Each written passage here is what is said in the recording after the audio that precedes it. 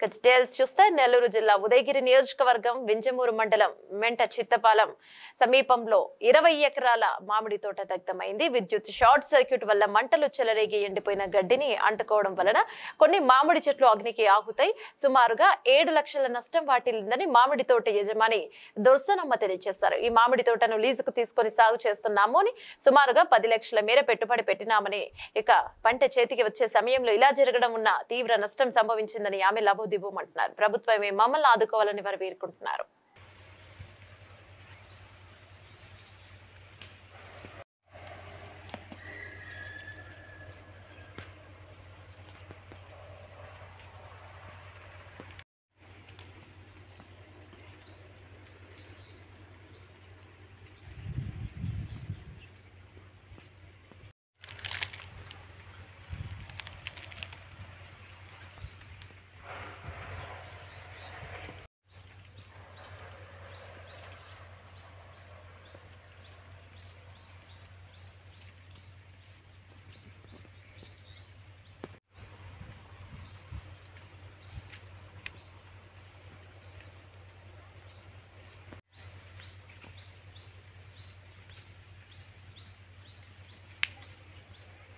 ముందు కానీ కొనుగోలు కానీ సార్ 10 లక్షలు ఏం లేవు, చెట్లు అన్నీ కాసిందంటూ పెట్టాను, మొత్తం అయ్యే కాలిపోయినాయి సార్. ఏం లేకుండా నష్టం మాకు 10 లక్షలు ఇప్పుడు ముందుతో కూడా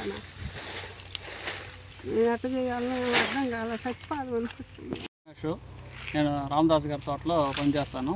ఇక్కడ మధ్యాహ్నం 1:30కి లైన్ ట్రబుల్ అయ్యి ఫైర్ అయిపోయింది.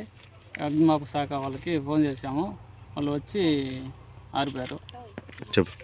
20 ఎకరాలు మనం కాలిపోయింది. ఒక 5 లక్షల దాకా లాస్ అయిపోయింది, పంట నష్టం జరిగింది. మామిడి చెట్లు బాగా కాలిపోయినాయి, మొత్తం కాలిపోయినాయి. 20 ఎకరాలలో 5 లక్షల దాకా నష్టం వస్తుంది.